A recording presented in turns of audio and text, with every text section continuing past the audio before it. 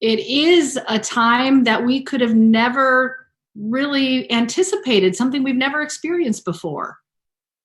Yeah, the thing to remember in times like these is there's always been times like these. And the Bible was written in times like these, and our faith came and was birthed out of times like these. So we're going to get through it. There's no doubt in my mind that America and the world is going to bounce back and come back, and we're going to see things turn around here. And I think it's making us closer in a lot of ways. We're distancing ourselves from one another, and yet I think families are drawing closer, and some good is going to come out of it. That is the hope, from kids putting notes out for the people collecting the trash to a greater appreciation for the people who serve us every day that it's easy to take for granted. We have seen so many gestures of kindness. What encouragement do you have for people who are feeling the anxiety and the uncertainty and maybe just feeling like they don't see a light at the end of the tunnel?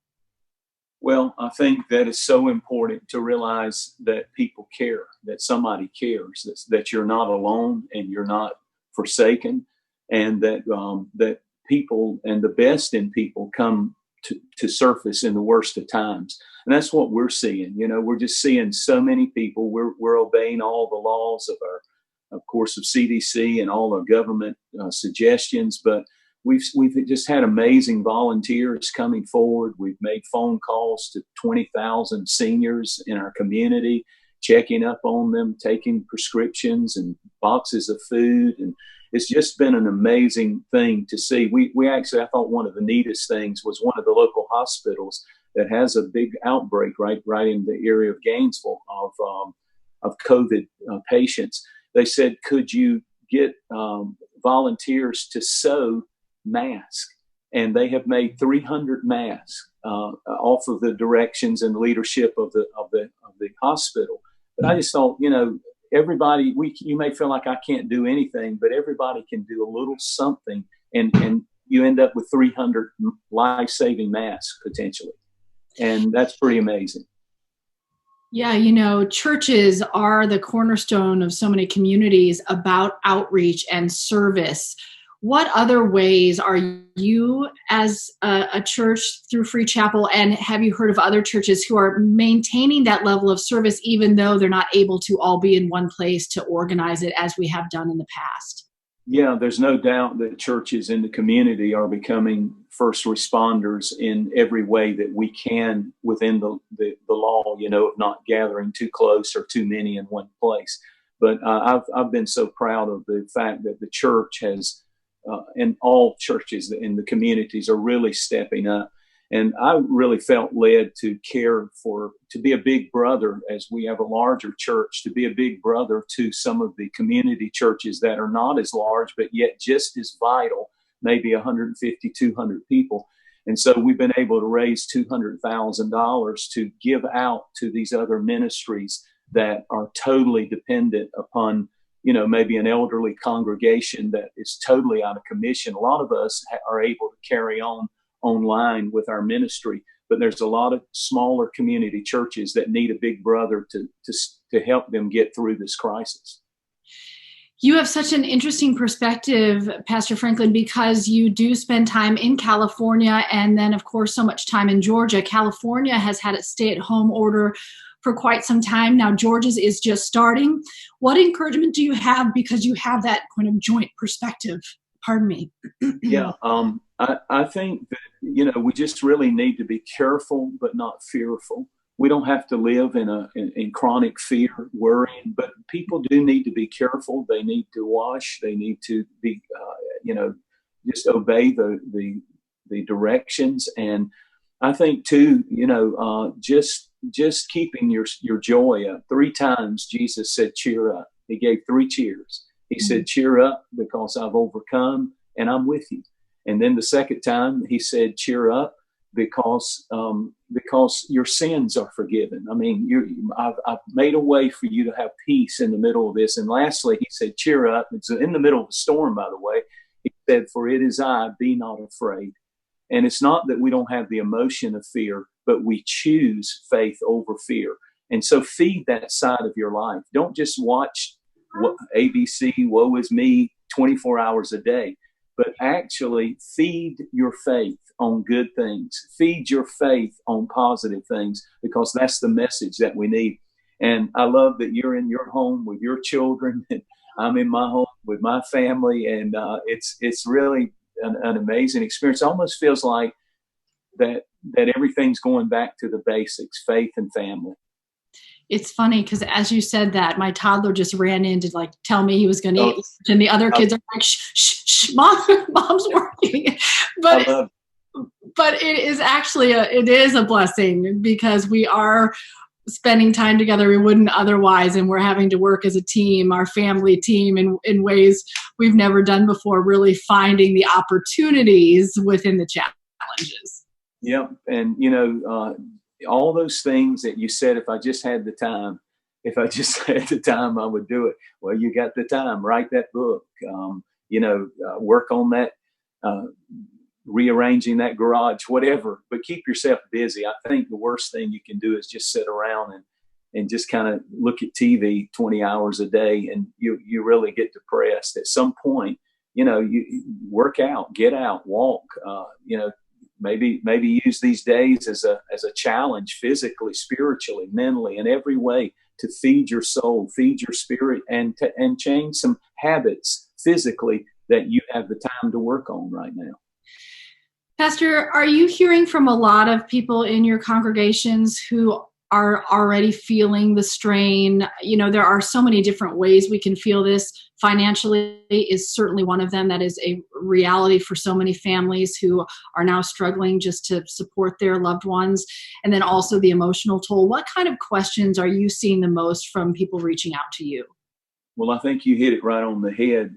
People are extremely concerned about, what is this going to look like? I could survive 2 weeks, but if we're talking 3 weeks, 4 more weeks, 5 more weeks, I could lose everything. The business community, I really feel for all of us. I mean, all of us, the pastors, everybody. It's a new world, and so I think we all just have to not panic, but just reach a point where we realize that we're going to get through this, and that there's strength in the scriptures, there's strength in prayer. If ever there was a time where we needed to pray and turn our hearts to God, I think this Holy Week that we're going into is going to be the most significant, certainly the most different Easter in my lifetime. And I got a little emotional. I walked in the sanctuary, the empty sanctuary, yesterday, and walked through it, and it hit me for the first time in my life. I'm 57 years old and been pastoring the same church about 30 years now, Free Chapel. And for the first time in 30 years, I won't be with my people. I won't be speaking physically in rooms with our people. And I don't know, I guess kind of got a little emotional about it, because this is the most different thing that we've ever gone through. And yet, always remember that when things seem out of control, there is a God who is in control, and He's with us, and He's for us, and He has not abandoned us.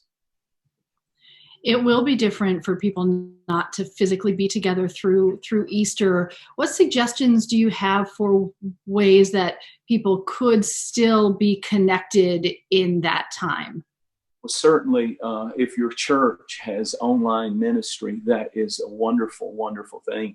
And by the way, it's been a small miracle in that we have seen our online ministry increase 5 times from normal. We have had, in the last 2 weeks, we've had over 2 million people view our online services in the last 2 weeks, which that's huge increase. So there is a blessing coming out of it. More people are being reached.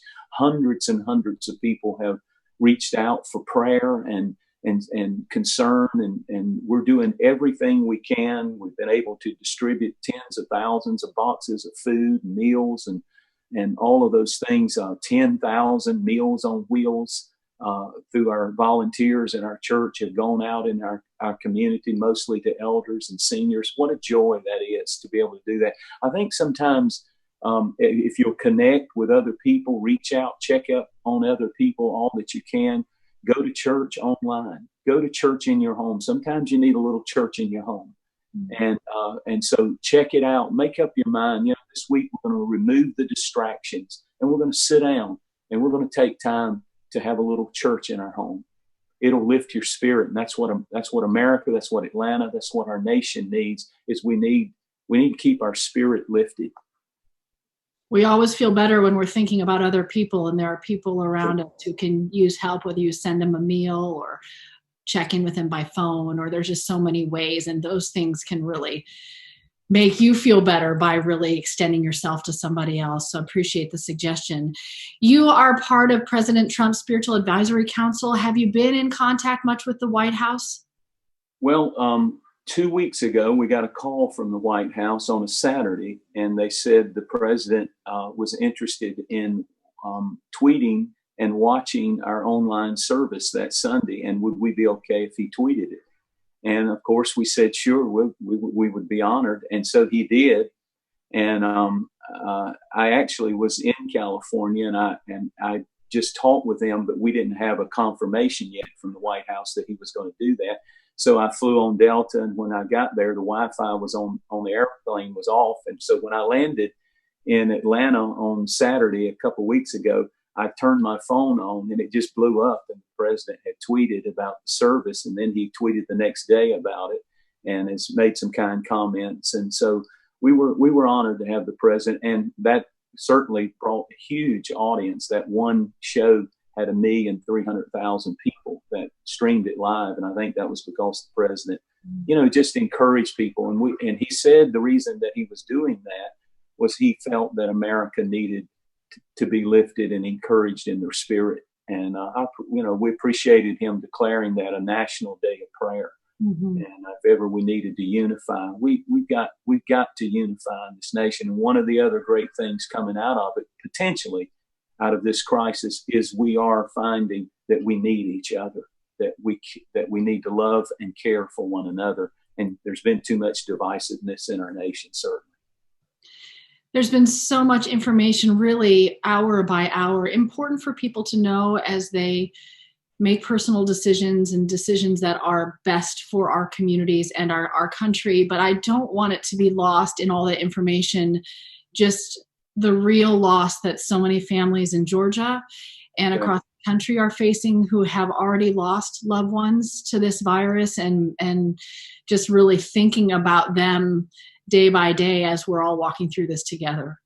Absolutely. And, the heroes, the doctors, the nurses, the people who clean the rooms, the people who are receptionists who go to work every day at the hospital, saving lives. I just have such a profound appreciation.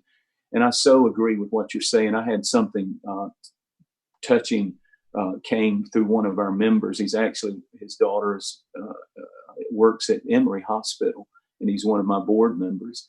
And he let us know that his daughter the other day held the phone over a 56-year-old man who had no previous health issues. He got the virus, and he was dying, and she held the phone for the family to be with him his last moments here in this life.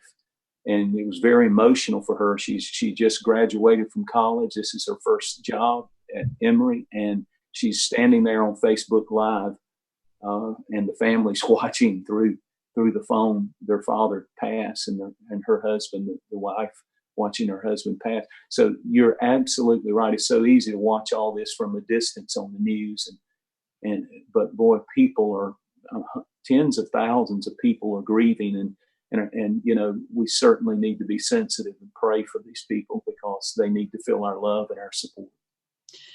Well, and that really just speaks to the ways that our medical workers are serving, not just because they have been trained to do medical procedures, but they are really the only touch point for people going through these times, because there's no visitation at these hospitals right now. The burden on them is so great, and it brought me to tears to hear that story. We've said it so much. Thank you to the healthcare workers. I don't know that we can say it enough, but it sure is a good place to start. It most certainly is. It's they're and you're a mother, and, you think about these doctors and nurses that don't just put themselves in jeopardy, but when they go home, if they have contracted it, they are passing it to their family, and they love their families just like you do and just like I do. It is the most beautiful, the beautiful display of people loving their neighbor as themselves. And I just salute them, and I'm so thankful and grateful for it. Pastor Franklin, just maybe a final thought as we are starting our shelter in place in the state and asking people to really make a greater sacrifice for this period of time for the bigger picture. If you'll read the Bible will read you in times like these. And when you're fearful, when you're afraid, when you're troubled, when you feel like you can't go on, if you'll read the Bible will read you. And if you read it, you'll be amazed at how it will speak back to you. And if I could, Cheryl, I'd like to speak an ancient blessing from Numbers chapter 6. May the Lord bless you and keep you in your house. May the Lord make his face shine on you. May the Lord be gracious unto you. May he lift up his countenance upon you, and may he give you peace and protection in your homes, I pray. Pastor Franklin, thank you so much for the time. We really appreciate it. You're so welcome. God bless you.